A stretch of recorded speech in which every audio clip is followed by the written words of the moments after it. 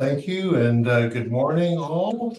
I'd like to call the meeting to order and acknowledge that we are in Treaty 1 territory, the home and traditional lands of the Anishinaabe, Ojibwe, Inuit, Cree, and Dakota peoples, and in the national homeland of the Red River Métis. Our drinking water comes from Shoal Lake 40 First Nation in Treaty 3 territory. I'd like to introduce the panel this morning, as well as the secretary to the board and the assessor. This morning via Zoom, we have Linda Schultz and Richard Whitbread, and myself, Mike Coltrugo. I will be chairing this hearing. From the assessment department, we have Nathan Kupfer, and the administrative personnel this morning is Tristan Breeden. To our Zoom participants of the hearing, please note you are placed in the waiting room until your property is called upon. When it is your turn, you will be admitted into the meeting. Kindly follow along on the City of Winnipeg's Board Revision YouTube channel for the hearing process. Once the host admits you into the hearing, please close or mute your YouTube player. You will then be permitted to speak with respect to your property. Once your hearing has concluded, you can leave the meeting. We will be hearing applications for revision of the assessment rule in accordance with the Municipal Assessment Act. The matters for which revision is requested have been described in each application, and we will limit discussion to those matters. The statements that are made at this hearing are sworn testimony, and anyone speaking to the matters must be sworn in. Be advised that comparisons of assessments of properties are not considered evidence of market value by the Board of Revision.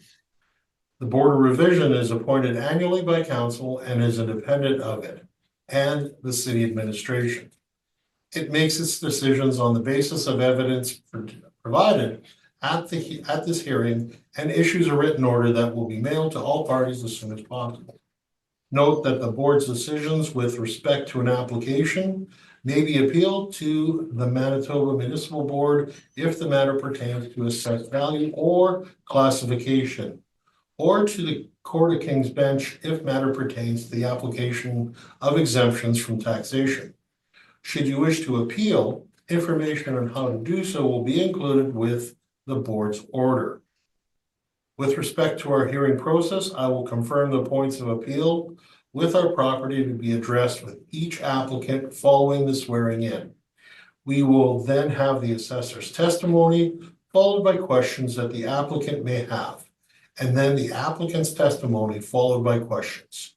Each side will have an opportunity to summarize if they wish. Once all evidence about the application has been brought forward, the applicant may leave. The process will repeat for each item on the docket today. The session will close after all applicants have been heard, and the board will deliberate in private and make its decisions. You will receive the board's decision by registered mail as soon as possible. As information, all public hearings are live streamed, recorded, and will be part of the public record. We'll be hearing items 5, 6, 7, and 8 on our docket today. Mr. Breeden, please affirm the assessor and the applicant's testimony. Certainly. Mr. Assessor, please state your full name. Nathan Kupfer. Do you affirm that the evidence you're about to give at this hearing is the truth, the whole truth, and nothing but the truth? Yes, sir, I do. Thank you. Mr. Applicant, please state your full name. Howard Lindsay McCubbin. Do you affirm that the evidence you're about to give at this hearing is the truth, the whole truth, and nothing but the truth? I do. Beautiful. Thank you. Mr. Kupfer, can we hear from you with respect to file number 24-2225? I believe this is a location on Main Street, but it does not have a civic address. Is that correct? That's correct, sir. Please, let's have your presentation. That file would be roll number 1406-0138-000. As you pointed out, this property is located on Main Street, so we just have street address of Main Street. It's owned by a Manitoba Limited Company. This is a vacant commercial parcel located on Main Street, 6,340 square feet. And we have a 2025 model-driven assessment using land value of $182,000, which I'm going to recommend be confirmed today. If we move to page 2 of my brief, you can see that there is some sale history on this property, although it is a little bit older. So most recently, it appears the property transacted in September of 2011 for $100,000 even. Below that, I've included some photos of the subject property. So an aerial photo, where I've outlined the property boundaries here. Like I said, it's just over 6,000 square feet. And then below that, a Google Street View photo. Moving on to page 4 of my brief, I've included a list of comparables. So we have 11 comparables here. I've included a pretty good range, some smaller, some larger, some higher sales and some smaller sales. So in my opinion, we're looking at, in terms of proximity to the subject, we've got Keewatin for comparable number 1. We've got a property on Main Street from a comparable number 10, that's 2480 Main Street. That one is further north than the subject property. Both of them have transacted at quite a spread here, largely based on the issues that largely come up with land sales, that is size and location. You can see underneath that, we have the land valuation for the subject property. So again, it's 6,340 square feet. Our models applied a rate of only $28.71. So that is lower than the vast majority of the comparables I was able to find for this. The only one that's lower than that is a parcel which is quite a bit larger, which we should see as a common theme today. The larger parcels tend to transact at a bit lower rate per square foot. Beyond that, I've included some photographs and some maps for all of my comparables. So like I said, comparable number 1 on Keewatin, I would say isn't a bad comparable. It's similar shape, rectangular shape to the subject. It's obviously also in the north end. You can see a Google Street View photo of it right there. And then the other one I believe I pointed out to you was comparable number 10, which is also located on Main Street. So it has that same exposure onto Main. It is quite a bit further north, and it's about double the size. So those are the main differentiators. Yeah, I think that's all I have to say on this appeal at the time. So 2025 model-driven land assessment of $182,000, or approximately $27 and change per square foot. Thank you. Thank you very much, Mr. Kupfer. Mr. McCubbin, any questions of the assessor at this time? Yes, Mr. Chairman.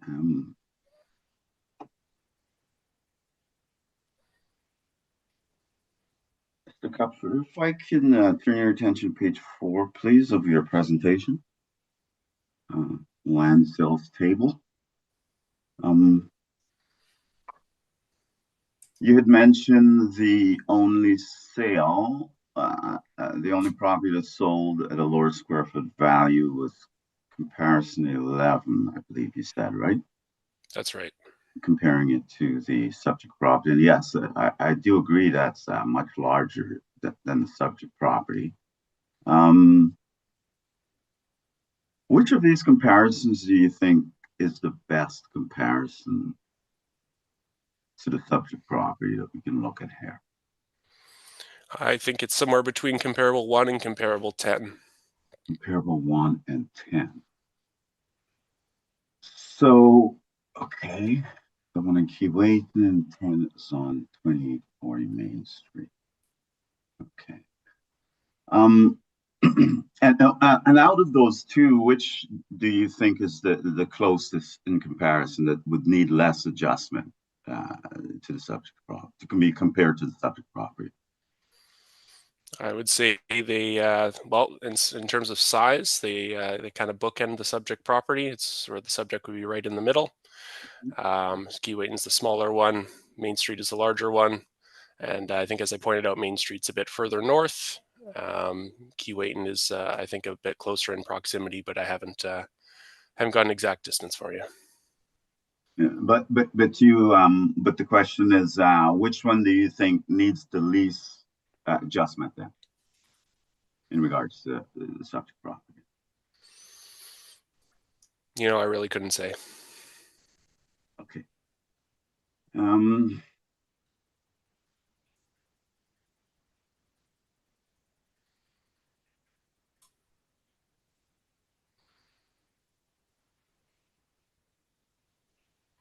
So at what address is the subject property located at approximately? I know it does not have an address, but what's an associated address with this property?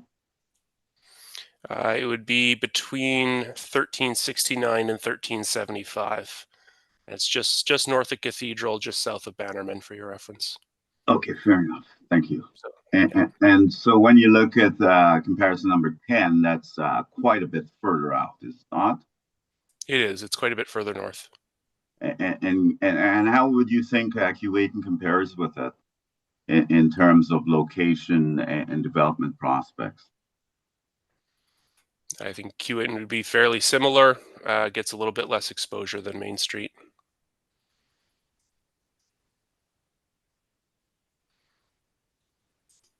So you think it's so then the Keewatin would be the most similar property then to the subject property? You could say that. Okay, and that sold for $89.78. It did, yes. Per square foot. Those are all the questions I have, Mr. Chairman. Thank you very much, Mr. McCubbin. Questions, Ms. Schultz, for the assessor? Just one question. So when you look at page 4 and you're looking at all those comparables on the land sales, there is quite a difference in the values than what we're using at the 2871 that you're using on the model driven amounts. Mm-hmm. Do you feel that that's a fair assessment with such a big gap in the dollar per square foot? Just seems like it's such a big delta. Yeah, it does seem like it's on the lower end from what the model is produced relative to the comparables that I was able to find. Okay. We do also have the subject sale history as well, kind of anchoring it down. Again, it is quite old, but down to around 100,000 back in 2011. Right. Yeah, beyond that, I don't have a lot else to go off of for this property. You can see from the Google Street View photo what kind of condition, the surrounding properties in that area. So that's probably your best indicator. Okay. All right. No further questions. Thank you. Thank you very much. Mr. Whitbread, questions for the assessor? Sort of building on that last question. So the model generated these 11 samples, land sales. And how exactly is the $28.71 established? With a mean of $50.68, did the model designate that as a value, or did you designate that as a value? So the 11 sales comparables that I'm using here have not been generated by the model. These were reported sales to us. These are market sales. The land valuation of $28.71, that is something that was spit out by our model. It was, eh? Okay. Yes. Thank you. No further questions. Thank you very much. And again, building on the comparisons on page 4, these are the comparisons that you found on busier streets to try and compare to the subject. Is that the idea of what you've gone with here, sir?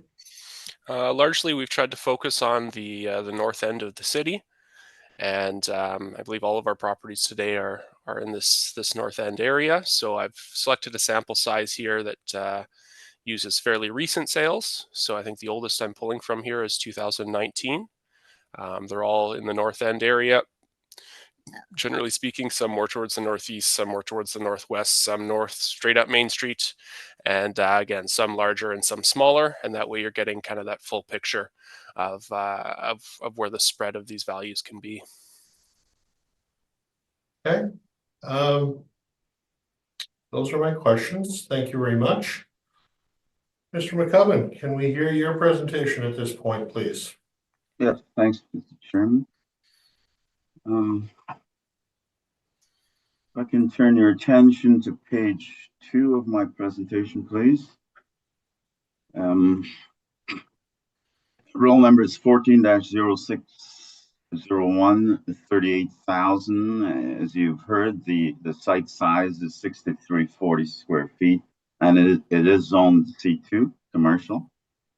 The current assessed value is $182,000, and our requested value is $152,000. In regards to the property itself, if I can turn your attention to page 4 of my presentation, please. Sorry, page 6 of my presentation. Sorry. You can see a bird's eye view of the property. The stars sort of hard to see in the center there with in blue. So it's tucked in about 2 properties off of Bannerman, and sort of like a. Okay, if we can go to page 8 of my presentation, the subject property is a rectangular shaped vacant land parcel located on Main Street in the Luxton area of Winnipeg. The site size, according to the City of Winnipeg Taxation and Assessment Department, is 6,340 square feet. And the site influences include bus route and heavy traffic. The subject property has remained undeveloped as vacant land for many years. There are currently no development plans in place for the subject property. And you can see in the assessor's presentation, Mr. Chairman, the transactions took place on this property, and the final transaction being 2011. In regards to the highest and best use, on page 9, the highest and best use for the subject is vacant land designated for commercial development at some time in the future. Not in the near future. If I can turn your attention to page 11, first sentence should have been filled in. Nevertheless, for the purpose of this valuation, we have considered the following sales. So we have 4 sales. The first one being on Main Street, 984 Main Street. The site size is 4,929 square feet, and it's sold in October of 2018 for $21.69 a square foot. Now that's at 984, and it's sold for $21.69 a square foot. The second sale, you can see that sale there, might as well go to. You can see the relative location of the sale on the same page as the table. It's a corner lot. So it has more exposure than the subject property. The second sale that we're looking at here, Mr. Chairman, is located on Selkirk Avenue, 220 Selkirk Avenue. And if you go to that photograph, you will see it, a bird's eye view of it on page 12. And on page 13, a little discussion about the sale. It's located in Selkirk Avenue between the intersections of Main Street and King Street in the Lord Selkirk Park area of Winnipeg. This property has remained undeveloped for many years, since at least 2009. There are no plans for development noted under DMIS. With respect to sale number 3, that's located again on Selkirk Avenue, 486 Selkirk Avenue. You can see the relative location, bird's eye view on page 14. And on page, the bottom photograph shows you where it's tucked in. There's a parking lot to the left of it. There's a building to the left of it, and a large parking lot further down. And then a building to the right of it also. It's near the intersection with Andrews in the William White area of Winnipeg. This property has remained undeveloped since at least 2020, and there are no plans for development noted. With respect to sale number 4, again on Stockirk Avenue, 651 Stockirk Avenue, you can see again it's tucked in similarly to the subject property. This is quite far away from a corner, mind you, but it's still tucked in between buildings there, and below you can see the relative size of the property from the street view. This property has remained undeveloped for many years, since at least 2015. There are no plans for development noted. So finally, if I can turn your attention to page 16, please. The land sales chart indicates an average of $17.73 per square foot and a median of $16.58 per square foot. We have adjusted the rate used for this valuation, taking into consideration the dates of the sales, they're older sales, the size of the subject, the location of the subject is servicing and influences. Based on these factors, the estimated value is $24 per square foot. So we arrive at a value by applying that $24 to 6,340 square feet. And our value for this property, Mr. Chairman, is $152,000 as of April 1st, 2023. If I can turn your attention to page 19, in the addenda, you will see the owner of the property, and you also see the recorded sales of the property. So in 2008, it sold for $35,000, 2010, $45,000, and then it bumped up the next year to $90,000 in 2011, and then finally the last sale on the subject property was $100,000 in September of 2011. And I therefore ask the board to reduce the value from $182,000 to $152,000, and that's my presentation. Thank you. Thank you, Mr. McCubbin. Questions, Mr. Kupfer, for Mr. McCubbin this morning? Just a couple. Thank you. Mr. McCubbin, would you agree with me that your index number 1 would be your closest comparable to the subject property, given the size and the location? Yes, and the zoning too. Yes. Okay. And just to clarify, because you have the neighborhood shown on your comparable list, William White, is that south of Luxton? Is that north of Luxton? How is that in proximity? That would be south. That would be south of it. Okay. Yeah. And I think, as you stated, there's no adjustments within your chart, no time adjustments to these 2018 sales. So you've just taken a higher number for your final value. Is that correct? That is correct. With respect to time adjustments, we would need repeat sales to do it properly. And yes, and when you do have repeat sales, you can do a time adjustment, but in this case, and in a lot of cases, dealing with the assessment department, the assessors,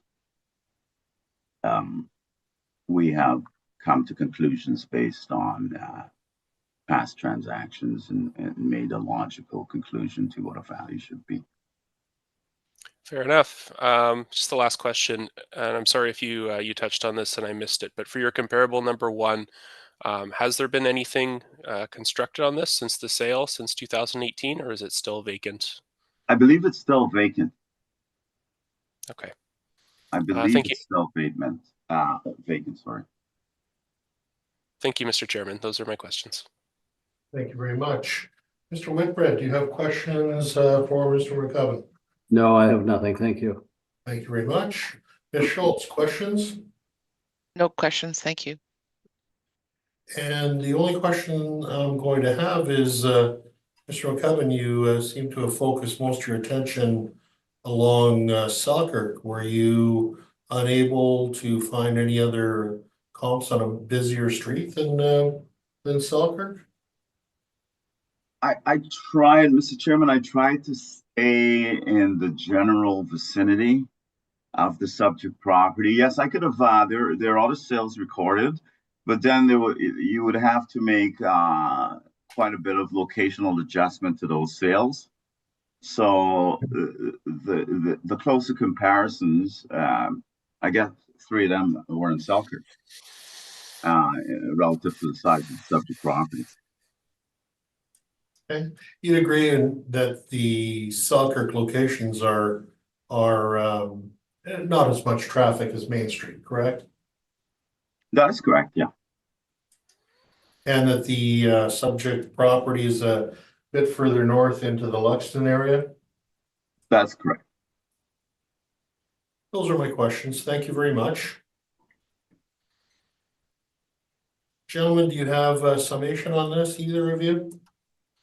Nothing for me, thank you. Nothing from me, Mr. Chairman. Thanks. Excellent. With that, I think we can move on to the next property. Thank you. And that being item number 6. This is also a Main Street address, but I don't believe it has an actual civic address. So this is file number 24-2253. So, Mr. Cupfer, can we hear with respect to your presentation on this? Yes, sir. That is roll number 050030200000. As you alluded to, this property is also located on Main Street, quite a bit further north than the last property we discussed. Again, this is a vacant commercial parcel, about 14,733 square feet, with C3 zoning and a 2025, again, model-driven assessment using land of $689,000, which I'm going to recommend be confirmed today. If you scroll down to page 2, you can see there was a transaction in 2022 with a sworn value, but only a $1 consideration, which generally indicates that the sale is not an arm's length open market sale. So we haven't relied upon that for our valuation today. Beyond that, underneath, you can see the photo, aerial photo of the subject property. So this one is close to Red River Boulevard. So the closest property here is 2495 Main Street. So that can give you an idea of what the street number would be between 2400 and 2500. And then a Google Street View photo below that, showing it's right next to the Red River Co-op, again along Commonwealth. So good exposure onto Main Street again for this property. Again, it is quite a bit further north than the last one we discussed. So moving to page 4, again, I've used the same land sales for all of the properties today to stay consistent here. I would point to comparable number 10 at 2480 Main Street, which would be just a couple properties to the south. It's being far and away the best comparable for the subject property.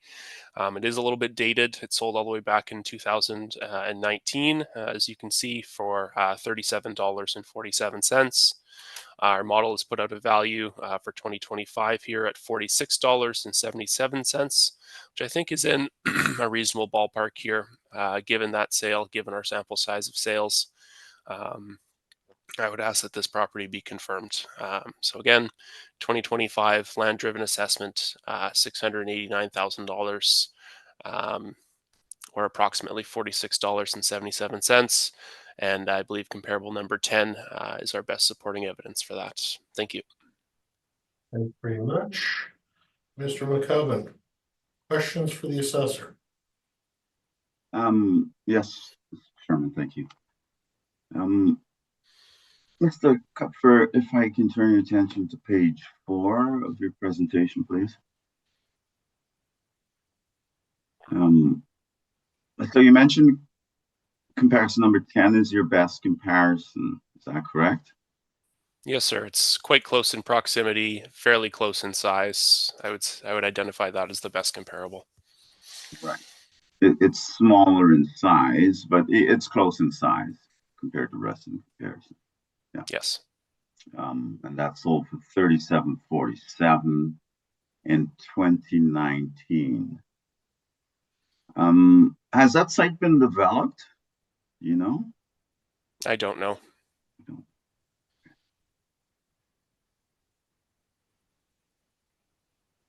And again, you were asked by a panel member with respect to the rate assigned to this land of 46.77. That was not based on the comparisons above. Is that correct? Well, not specifically these 11, but yes, it's based on sales that our model will have taken in and then generated this value of 46.77. So it could have taken some of these sales, no doubt. Yes. Right? And adjust them up or down, or however. Yeah. Yes, sir. Those are all the questions I have, Mr. Chairman. Thank you very much, Mr. McCubbin. Questions, Ms. Schultz? No questions, thank you. Thank you very much, Mr. Whitbread. Questions? So just so I understand then, that 3747 for item number 10 on page 4, with a sale price of December 19, would this 46.77 reflect an adjustment from that price? Is that It would. thinking the model has adjusted it to give us this? Yeah, I would say that it's largely been adjusted for time upwards there of Okay. yeah. So the 5-year interview. Okay. Thank you very much. No further questions. Thank you very much. And I don't believe I have any questions on this, so. Mr. Chairman, I have a redirect if that's okay, if I may have permission. Go ahead, Mr. McCubbin. Please.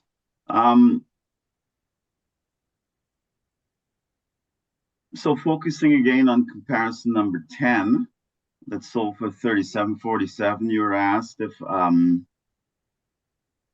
that value would have been, and I'm not quoting Mr. Whitbread directly here, but whether that value would have to be adjusted upwards, and would that, and again, I'm not quoting panel member, and that would be driving a value of 46.77 for this job. Is that correct? So do you agree with that statement? Not particularly, no.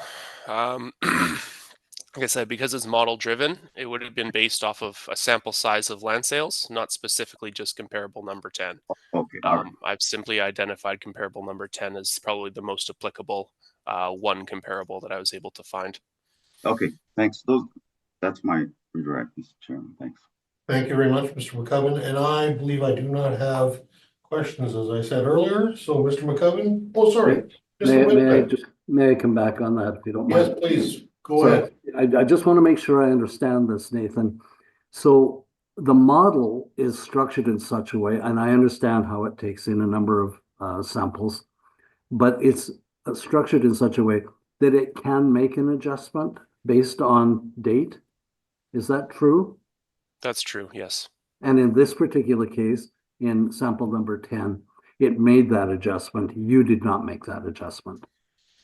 I have not made any specific adjustments here. I can't say if it would have relied solely on comparable number 10 or if there would have been other sales as well that may have impacted the value that was put out by the model. But to my eyes, comparable number 10 is the best single comparable that I was able to find. Yep, I understand that part of it. It's the fact of the adjustment that it would make, a time adjustment, because it is a 5-year-old sale. You're saying it still might factor in other sales in order to come to that adjustment of 46.77. Is that correct? That's correct, sir. Thank you. I appreciate that. No further questions. Excellent. Thank you very much. Mr. McCubbin, can we hear your presentation on this property, please? Yes, Mr. Chairman.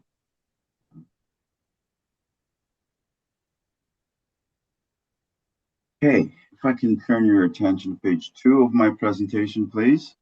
The site size of this property is 14,733 square feet. It is zone C3. And the current assessed value is 689,000. We're requesting a value of 589,000. And I'll just preface this my presentation here with values in regard to land. It's one of the most difficult things to do. Land is. It may seem simple, but to come to a logical conclusion can be difficult. And I can understand why the model in some cases would underestimate or overestimate value. It's very easy to do. We're not dealing with an income approach here. We don't have specifics with respect to an operating situation, unless it's a parking lot, I guess. But so I just want to, so that a lot of subjectivity, I guess, within this realm. On page 6 of my presentation, the assessor showed where the parcel is, and there's bird's eye view of the subject property there on the first page. It does border on Commonwealth Avenue also. And then you can see an aerial photograph again on page 7 of the subject property. So on page 8, the subject property is rectangularly shaped, and it's located on the south side of Main Street between Red River Avenue to the east and Ridge West Avenue to the west. But it is actually abutting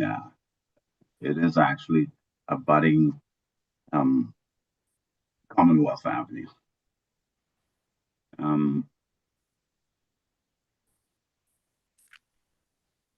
Said the site size already. I don't have to go over that. It's zone C3, commercial corridor.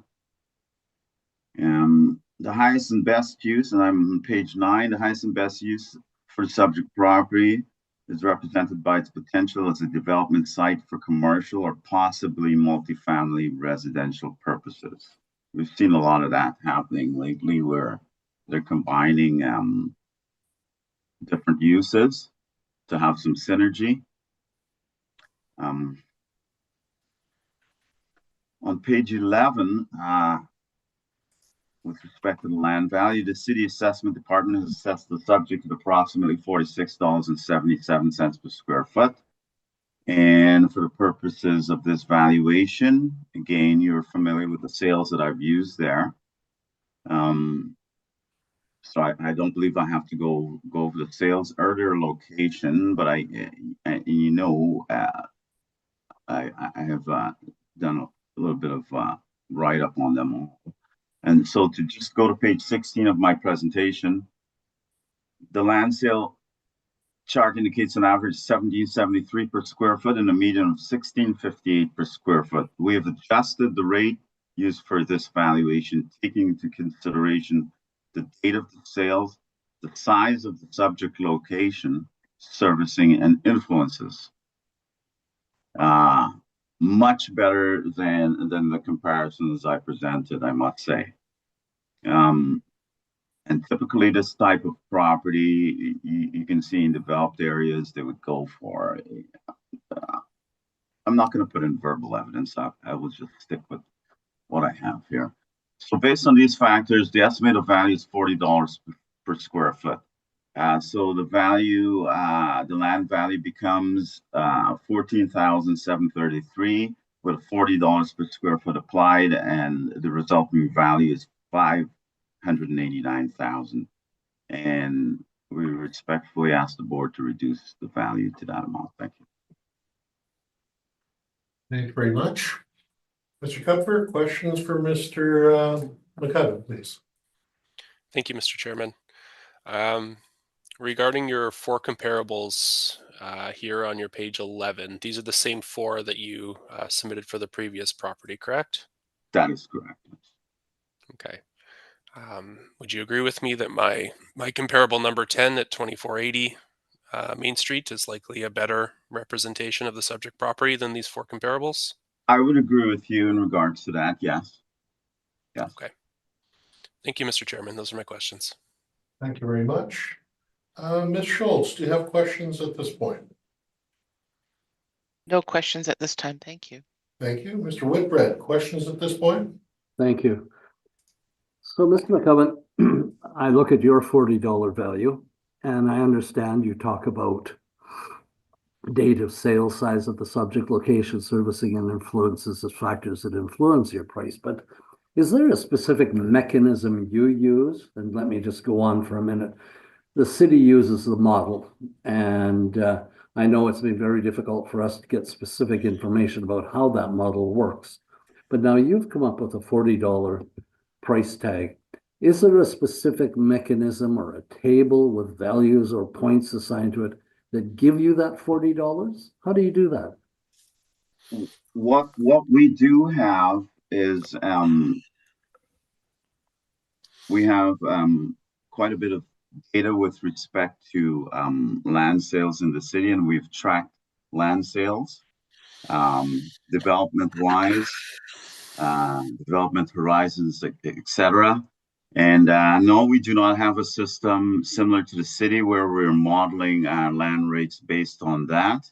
But we do have discussions amongst ourselves in regards to what an appropriate land value should be given the data set that we have. The thing about modeling land, like I've said before, land is open for discussion. You just can't accept the numbers as they are because there are a number of reasons why a purchaser may purchase a piece of land. And some of those may not be for development purposes in the interim. So to answer your question, no, we don't have a system in place, aka modeling system as such, but we do discuss these land sales thoroughly, and we track the development process of these sales and come to conclusions that way. Well, that's why I asked the question, because you made a prefacing comment about the difficulty in pricing land. Oh.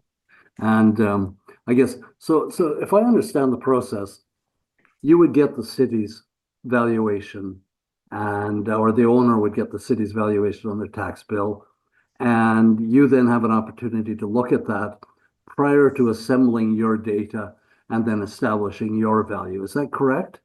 Absolutely, yes. Absolutely. We would look to investigate whether the parcel or property is assessed appropriately as far as we're concerned, and if it isn't in our mind, in the initial analysis, we will appeal that property if there are clients. Yes.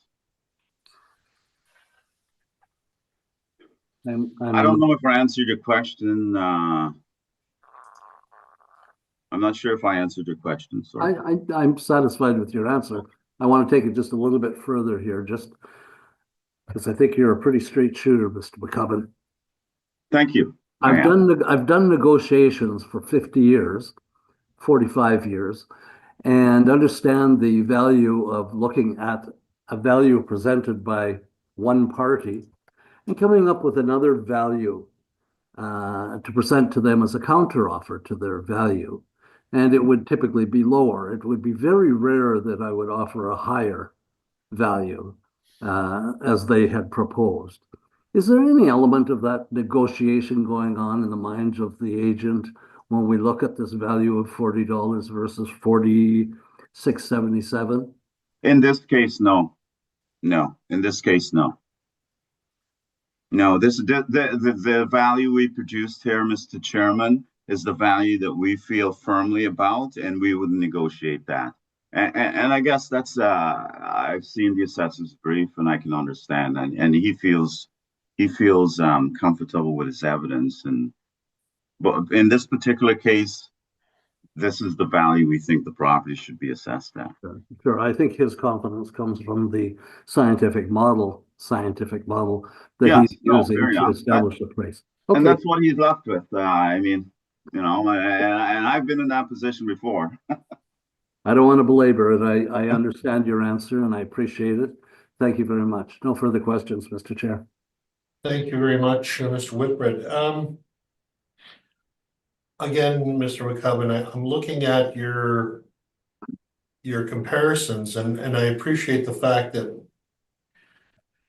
you're looking at what you're feeling is comparable, but these really, truthfully, aren't the best comparisons for the subject. Just the market in the general area of the subject is much, much different than anything on Selkirk. Would you agree?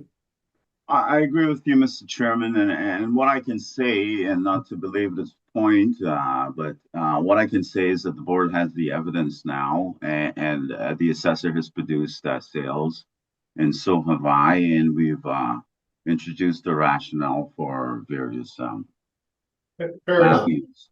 And I mean, do appreciate that. but I understand your point there. Yes, point well taken. Okay.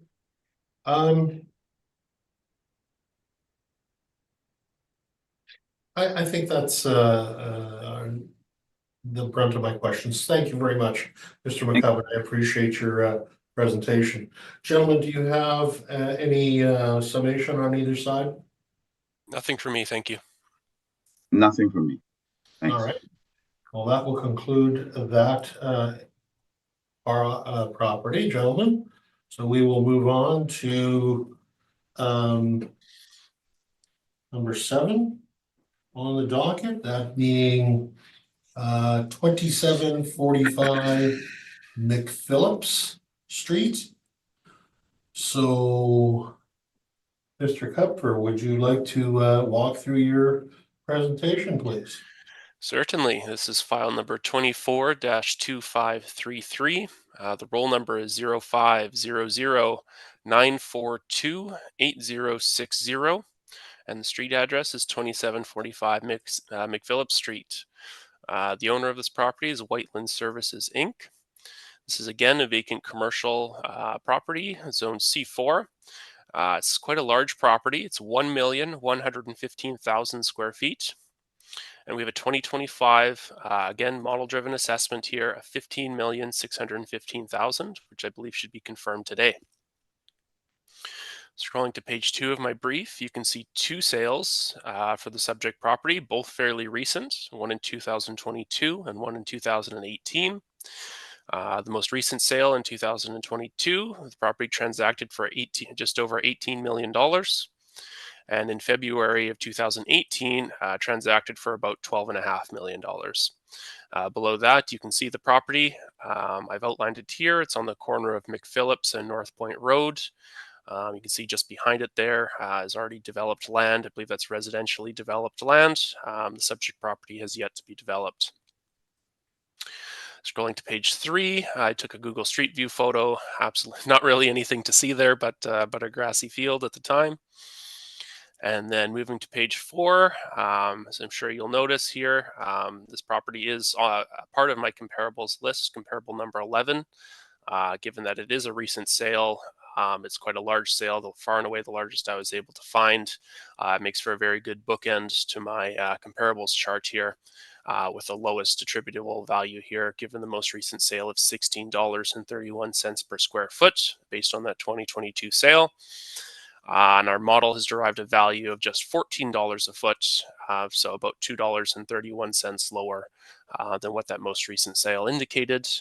So $14 a foot is how we arrive at that value of $15,615,000. So I believe our assessment should be confirmed. It is a little bit on the lower end relative to that that most recent sale. However, we haven't applied for an increase or anything, so it's just confirmation we're seeking here on the 2025 assessment. Thank you. Thank you very much, Mr. Kupfer. And questions at this point, Mr. McCubbin? Yes, thanks, Mr. Chairman.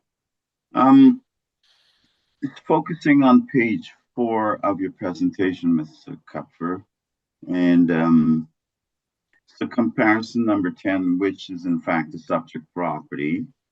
You've based your analysis totally on that property. sorry, not number 10, sorry, number 11. You've based your analysis of value fully on that property? On the subject? Largely so, yes. I wasn't able to find recent comparables in the area. So I would suggest that the recent sales of the subject are the best indicator.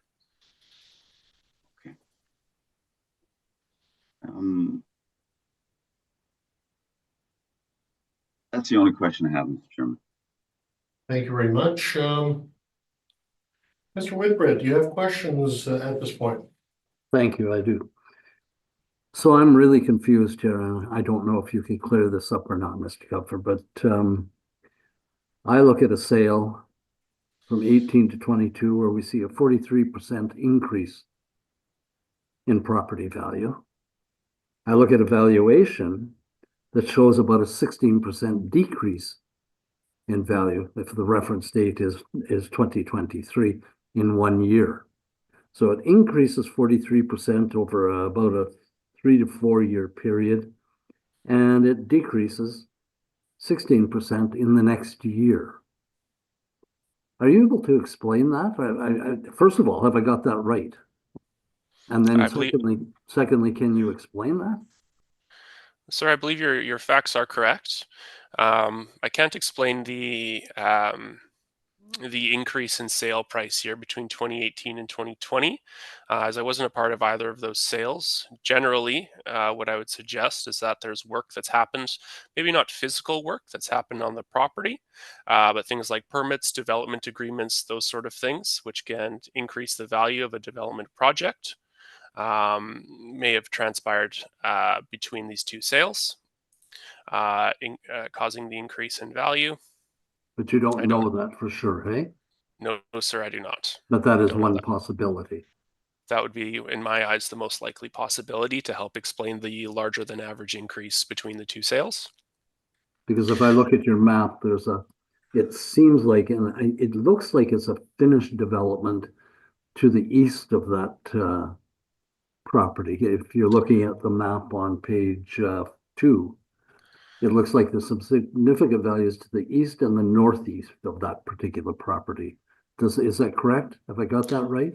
That's correct, and that's also another factor which can potentially impact the value of this site. If there's developments going up around it, it could be that services have been brought to or around the site, which may not have already been there. It could just be that the area is improving or increasing in value due to the increase in people who are going out there to live there because there's development around it. That could make it more valuable over time. Those are all possibilities. Again, I don't have any insight into these sales beyond that, though.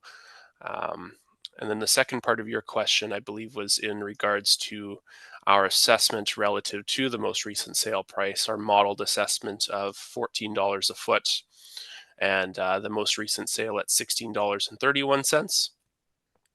And to that, again, I would just state that our assessment is not based solely off of one sale, although this is, in my eyes, the best and most applicable sale. It won't take one sale price and then base the model off of that or chase that one sale price.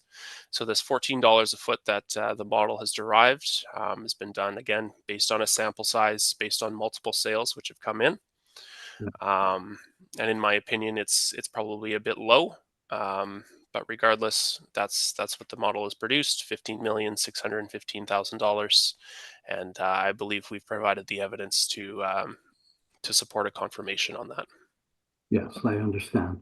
And just one other question: do you have the ability to adjust? Like you just indicated, it may be a little bit low. Can you, as an individual adjuster, make that adjustment, say to 16 or 17 million? And that's just a general question for you, not specific to this property. In a way, yes. Before the roll is certified, we go through a process where we call it percentage change review. So we go over as many properties as we can before we certify their values, and we largely try and find the the properties which have moved the most. So the largest increases and the largest decreases, and we'll investigate those as to why they've changed so much. And then at that time, potentially we can override the modeled value or put in a value which is better supported by site-specific comparables. To my knowledge, that hasn't happened with this property. It does look a little bit fishy. The value is exactly $14 a foot, but I didn't see any notes or any indication that this value was overridden. So I do believe it's just what the model is produced for this assessment cycle. Again, based on that 2023 market date, which is quite close to the 2022 sale of the property. So there's no logical reason for why, like you said, a $2.31 decrease would happen. It's simply what the model has produced using a larger sample size relative to this one sale. No, the question was specific to your abilities or the ability of the department to override the model, and you've answered that. I appreciate it. Thanks again. I have no further questions. Thank you, Mr. Whitbread. Ms. Schultz, do you have questions? Asked and answered. Thank you.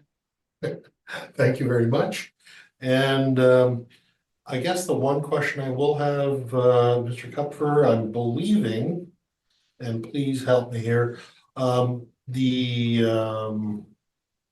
parcel that is just to the south, that is long and, well, not so narrow, but it's quite a long parcel there. Is that the peg was cut through there, sir? Do you know?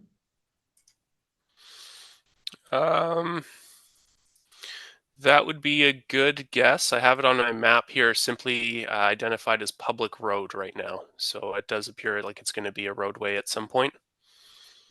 I was suspecting that that's what it was. So yes, thank you very much. Those are my questions. Mr. McCubbin, can we hear your presentation on this property, please? Yes, thanks, Mr. Chairman.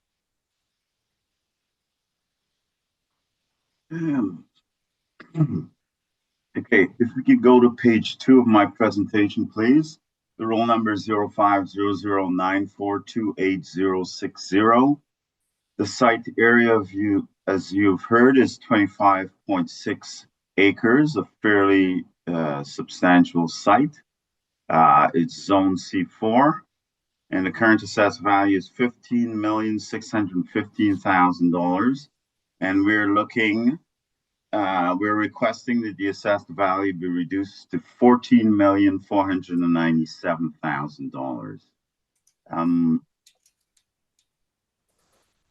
Again, if I can turn your attention to page 6 of my presentation, please, you can see where a close-up bird's eye view, I guess I could say, of the subject property. You can see North Point Road is to the north of the subject property, and the yet to develop Pegwoods is down below. So it's going to have some good exposure from from all angles around here.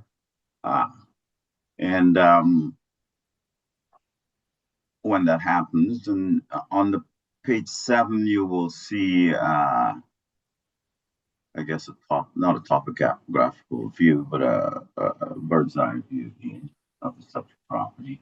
On page 8, the subject property is an irregular shaped parcel located on the east side of McPhillips Street between Murray Avenue and to the north and Leela Avenue.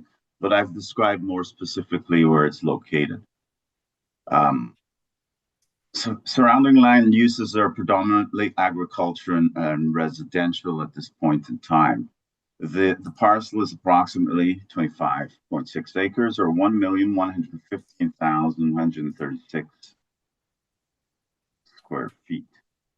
The highest and best use is located on page 9 of my presentation, and is considered to be as a commercial development site.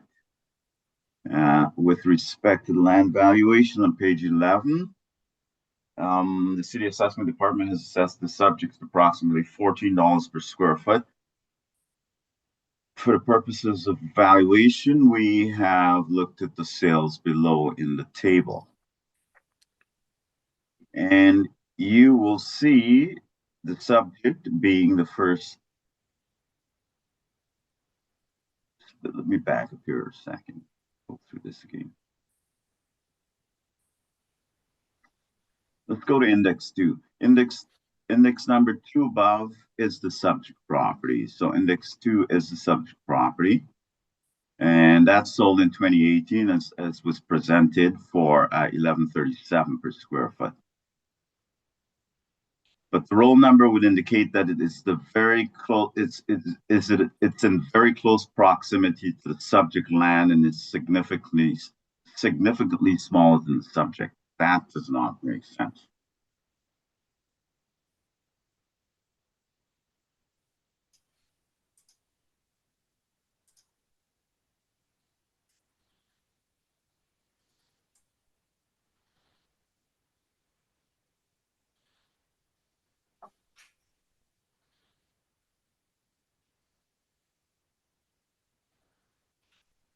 Mr. Chairman, can I ask for a brief recess so I can go over my presentation? Certainly. 5 minutes would do, or how much ever you. Well, 10 minute would be plenty of time to give you the opportunity to do your thing, and for the rest of us to have a moment or two, that would be fine. So Okay.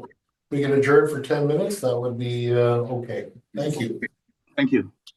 Thank you very much. Welcome back. Mr. McCubbin, I believe we were in the middle of your presentation. So if you'd like to pick up from where you left off, we'd love to hear the balance of it. Okay, thanks, Mr. Chairman. So turning your attention to page 11, that's where I left off my presentation, discussing the sales in the table. So index number 2 above is the subject property. Like I said, we were unable to locate index number 1 through the assessor's website. So index number 1, we don't know where that sale is located. It may be helpful if the assessor can answer that question. Maybe not. You may not know, but the roll number would indicate that it's in very close proximity to the subject property and is significantly smaller than the subject. So we're using this as a comparison, and that was in 2022 in January. And also the property at 1100 Templeton is also located very near to the subject as shown on the map below. This property is less than half the size of the subject nevertheless, and the assessor's records indicate that it is now coded as CMVSR, vehicle service related. So it's developed, I suspect. So there was a quick development on that. Well, it was purchased in 2017, and it seems as though it's developed now. And so if you go to page 12 of my presentation, please. Based on the sales information, we suggest a value, based on the sales information set forth above, and with reference to the purchase price of the subject in February of 2018, we suggest a value of $13 a square foot in this case. This results in a value of $14,497,000.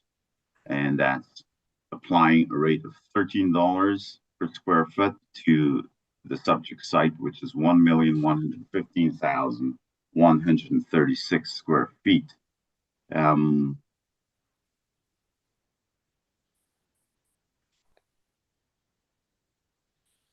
Bear with me for a second, please, before I wrap up here. I just want to make sure I'm not excluding anything.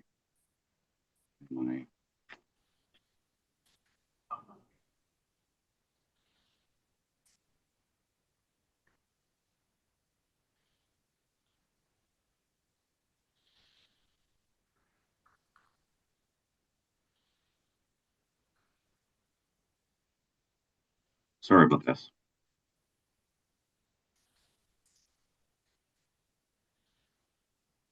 The sale that took place in June the 1st, 2022 for $18,180,950. That is a speculative sale. The property will be developed. Obviously, the owner wanted this property, and this is where it comes in, where properties for various reasons, will sell for various values. And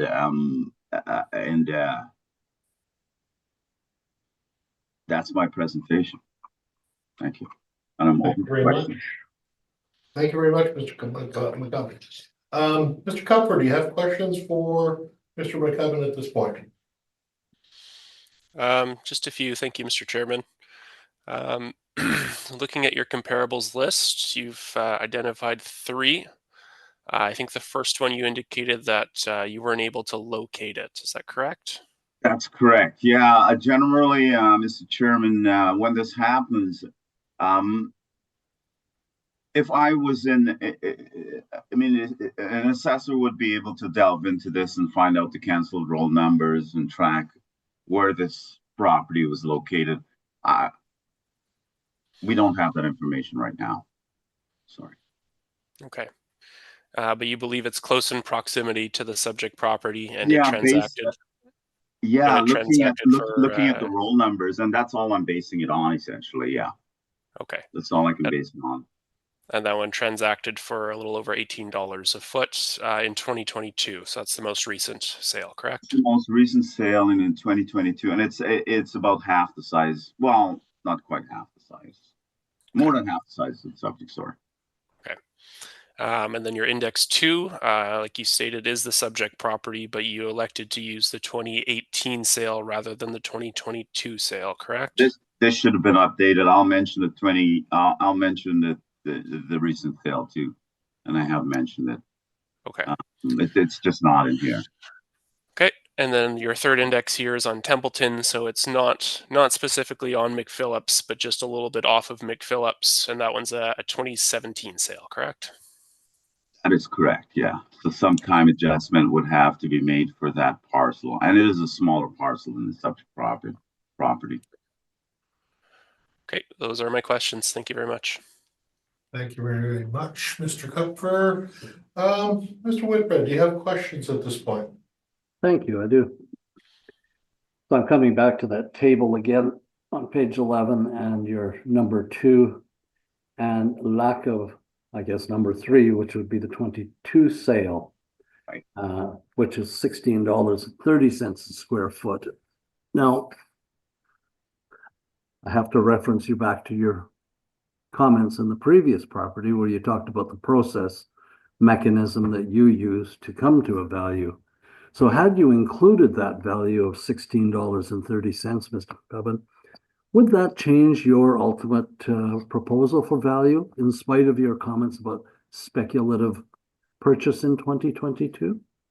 Mr. Chairman, this table was copied from a previous brief. I was well aware of the new sale, and that's an error. It should have been included, but nevertheless, I do recognize that it did sell in 2022, and the value that we attribute to this parcel as a market value, and in relation to all other vacant parcels in the city, we feel is fair at $13 a square foot in recognition of that sale also. We were well aware of that sale. Thank you. No further questions. Thank you. Ms. Schultz, questions? Just further again on the same topic on the is that page 11? So you've got the top property at 1826. You've got the sale from 2022 that you are recognizing at 1631. So how do you come up with the $13 as a fair value, recognizing the sale per square foot on the other 2 properties with the city assessment at $14? Just I'm not sure how I'm seeing that big gap when you're recognizing the other 2 sales that you feel are fair value. Yes, and I'm not sure what, and thank you for the question. I'm not sure what these parcels are assessed at currently, like the comparison parcels, like 1 and 3. Yeah. I'm not sure what they're assessed at currently. I'm merely portraying what they sold for, and recognizing the fact that one sale does not make a market. No. And what our attempt here is to do is to place a fair market value on this property, taking into consideration sales of other properties also, and not only the subject property. So we're not chasing the sale in a sense. Okay, but you're saying fair market value where you've got two properties that are considerably higher than what you're assessing, what you're using at that $13, correct? Well, one is higher. The first one, which I suspect is very close, as I've said, to the subject property, that is higher. Number 3 is lower at 1088. But bear in mind, considerably smaller and not on right on Main Street. yes, it's just off Main Street. Yeah. The development there is a little bit more intense, but you can see from the map the subject property is just further north of that. Okay. And No further questions. That's fine. Thank you very much. I think my questions have been asked and answered at this point, though I will redirect to Mr. Cutler for a moment. Mr. Cutler, did you happen to look at index number 1 of Mr. McCubben's presentation to see where that is? I did, sir. Yes, it is just north of the subject property, on the other side of is that North Point Road? It's the corner piece there. Okay, thank you. that is very appreciated. Thank you very much. With that, I have no further questions. Is there any summation on either part, gentlemen? None for me, thank you. None for me. Sure. Thank you very much. I believe this concludes item number 7 at this point. We move on to item number 8, that being 550 McPhillip Street.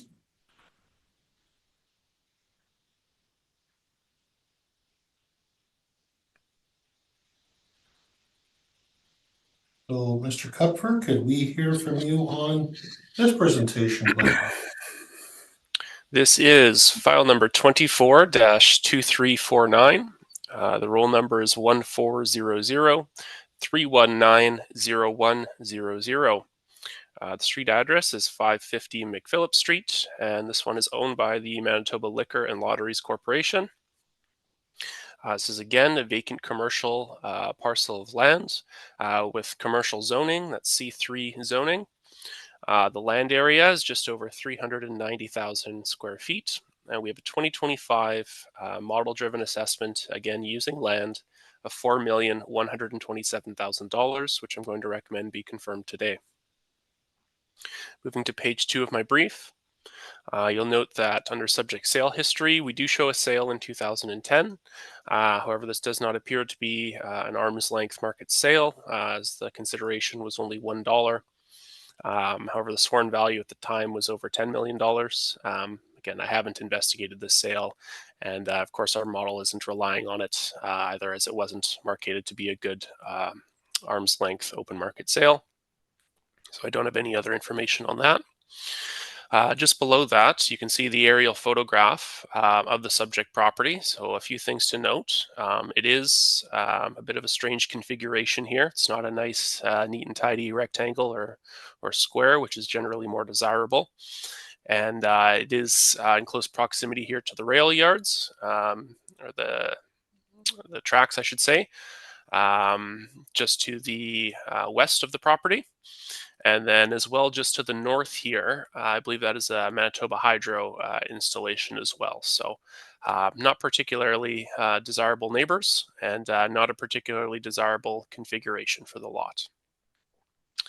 Going to page 3, you can see the Google Street View photo. So you can see some of the electrical that would be up to the north of the subject property. Again, I believe that's owned by Manitoba Hydro. And as you can see, this isn't a grassy field. I believe it used to be a hotel. It was demolished back, say, about 15 years ago. And to my knowledge, the site has sat vacant since then. Moving to page 4 of my brief. In terms of proximity, I would say the properties located on Notre Dame are probably fairly close in terms of proximity. None of them come close to the size of the subject property. Again, it is quite a large parcel, but again, keeping in mind proximity, zoning, that is commercial zoning, so you're looking for C1, C2, C3 zoning. You can see that it would fall well below even the bottom comparables that I've been able to locate in the north end of the city for comparison. Our model has generated a rate of $10.54 over that 391,501 square feet, which is how we derive the total 2025 assessment of $4,127,000. So again, that rate that the model has produced is quite low. I believe there are some good reasons for why that value is being put out as low as it is, though. Largely the configuration and the location, given its proximity to some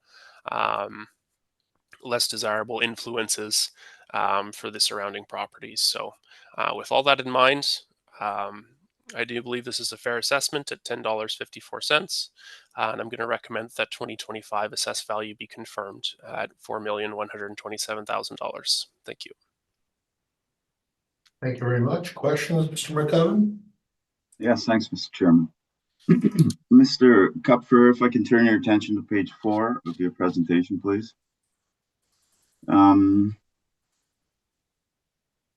Again, just pointing you to the sales table, which would you think is your best comparison to the subject of these? I wouldn't say I have one single best comparable here. Okay. Which would you think is closest in comparison? Well, the one on McPhillips, and then I would say Notre Dame as well is fairly close in proximity to the subject property. So the two on Notre Dame and the one on McPhillips that we just dealt with. Okay, those are all the questions I have, Mr. Chairman. Thank you. Thank you very much. Ms. Schultz, do you have questions at this point? No questions. Thank you. Thank you very much. Mr. Whitbread, you have questions, sir. I have none, thank you. Thank you very much. And this is owned by Lotteries, and the casino is next door. Isn't that correct, Mr. Kupfer? That's correct, yes. And you did mention that this was purchased from a hotel many, many, many years ago? Yeah, when I pulled up the permits for the subject here, the last available permits were, I think, the demolition of the hotel. And they're not using it currently for additional parking, correct? They may be. I wasn't able to find an income and expense mailer, so nothing's being reported separately for parking here.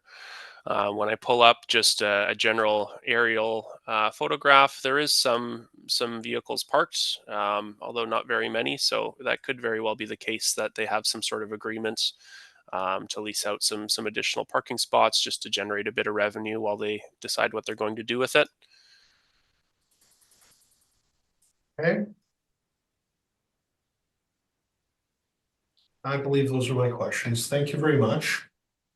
Mr. McCubbin, can we hear from you on this particular property, please? Thanks, Mr. Chairman. File number 24-2349, 550 McPhillips Street. It's 9 acres in size. It's zone C3. And the current assessed value is $4,127,000, and we're requesting a value of $3,136,000. Turning your attention to page 6 of my presentation, Again, going through the maps, and the assessor's done a good job of describing the configuration and whatnot of this site. And you can see the access point from McPhillips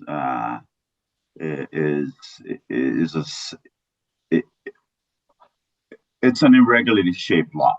So a size of a parcel like this, you would generally have a lot more exposure to a thoroughfare. For development purposes, that is. So going to page 7, you can see some parking there. There's some cars on the site. It is used, in fact, as excess parking for the casino. Going to page 8, the subject property is irregular in shape, as I've said. And the surrounding land uses are predominantly industrial and retail. And the highest and best use for the subject is as a surface lot supporting the adjacent use. That's the highest and best use that we can see right now. There is no immediate plans or no plans that we know of developing the site in the near future. So if you go to page 11 of my presentation, the following sales were reviewed for the purpose of this valuation. The assessor valued the parcel at $10.53 per square foot, and we have valued the parcel using $8 per square foot in consideration of the location, size, and visibility of the subject property. 3 of the comparable sales are in superior commercial nodes, with the exception is 301 Burnell. This property is located near Portage Avenue, but not close to a commercial node. It's also significantly smaller than the subject, so not really a good comparison to the subject property. All right, Mr. McCubbin, can I just interrupt you for a moment? Sure. You mentioned one of your comparisons was on Burnell. Did you just not say Burnell for one of your subject or for one of your comparisons? Yes, I did. I'm reading verbatim from my report, Mr. Chairman. And that's on page 11, sir? That's on page 11, yes. Forgive me, but I'm looking at a chart with 5 comparisons. Right. Chevrier, Spears, Waverly, Spears, Camille System, and Mazzino. I'm not seeing the other street name that you're mentioning, sir. Yes, that's correct. And human error. When we have AI doing some of this work, this possibly won't happen. What happened here is more likely a cut and paste problem, Mr. Chairman. Okay, so which I started describing that was not applicable, describing it, and it was not applicable to this property. Okay. Thanks for noticing that. My apologies, because when you mentioned the street, I'm thinking, yeah, which property is he looking at here? No. My bad. Apologies. I didn't mean My bad. Thanks for picking up on that. Now, going back to the subject itself, the subject is located next to the CP yards, as you've heard, and primarily serves as parking for the McPhillips Street Casino next door. However, aside from the casino, there's not strong demand for commercial development in this area. And even if there was, this site is not, I guess it would depend on what you want to build on the site, but a traditional site that's large would have a lot more exposure on a thoroughfare. So going to the land value, the city assessed the parcel at $10.53 per square foot. And for the purposes of this valuation, we've considered the following sales. Now, why I chose these sales, Mr. Chairman, is they're not commercial sales, mind you, but they are the commercial. The property is in a sort of an industrial setting. When you look at it, it has and some of that negativity goes along with the infrastructure for hydro that's sitting just abutting the site itself. So we chose industrial properties to compare this property to. So you can see the sales there. Sale number 1 is on Chevrier. The actual land size is 207,000 square feet approximately, and it sold for $11.79 a square foot in 2018. The second sale is on Spears in St. Boniface, again in an industrial area, 138,000, considerably smaller than the subject property, and it sold for 65 cents a square foot. Sorry, $9.65 a square foot. In regards to the third sale, that's on Camille Sis, and that's 148,530 square feet in size, and it sold for $648 a square foot. It's on the M2. Sale number 4, again on Camille Sis in St. Boniface Industrial Park, 198 odd square feet lot, sold for $4.02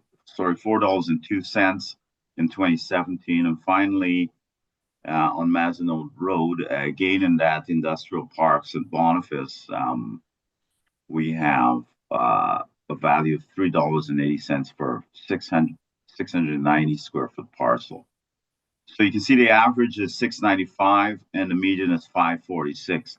This is not an easy property to value. The comparisons, you'd have to draw quite a bit of and make quite a bit of adjustment to traditional commercial sales to come to some conclusion on the value of this property today.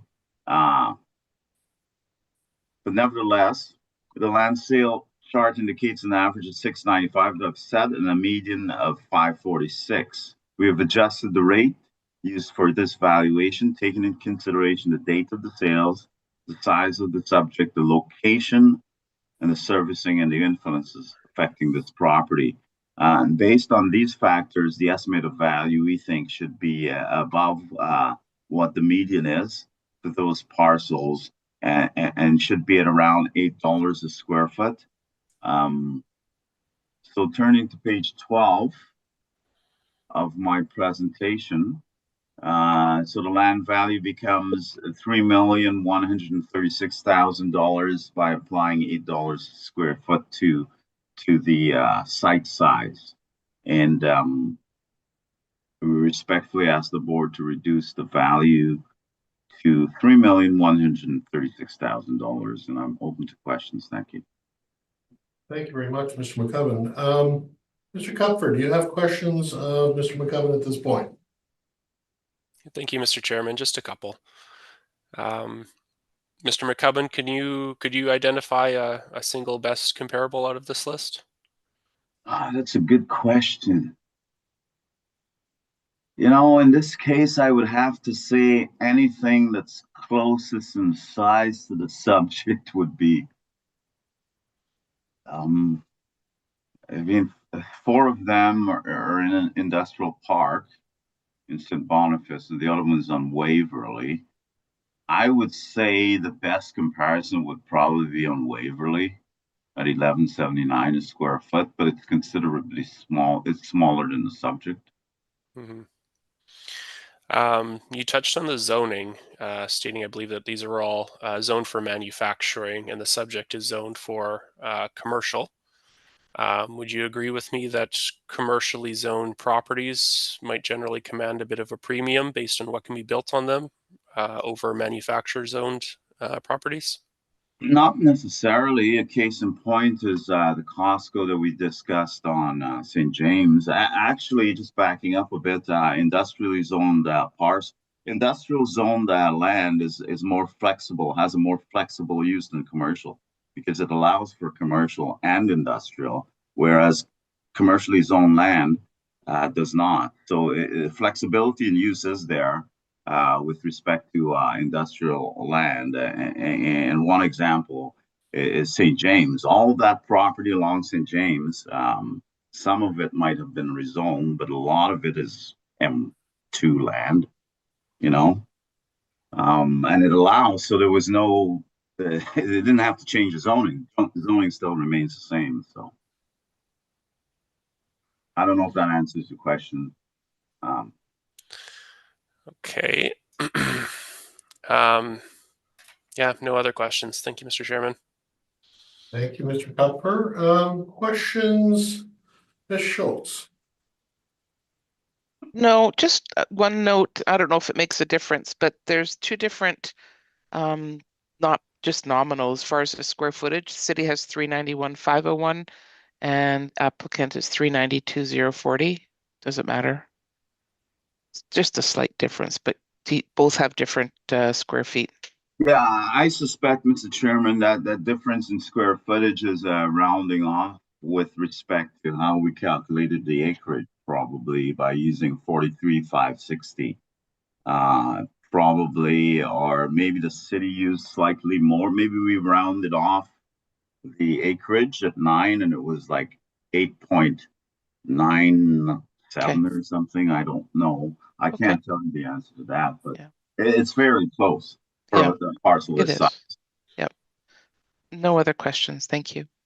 Thank you. Mr. Whitbread, questions at this point? No, I'm fine.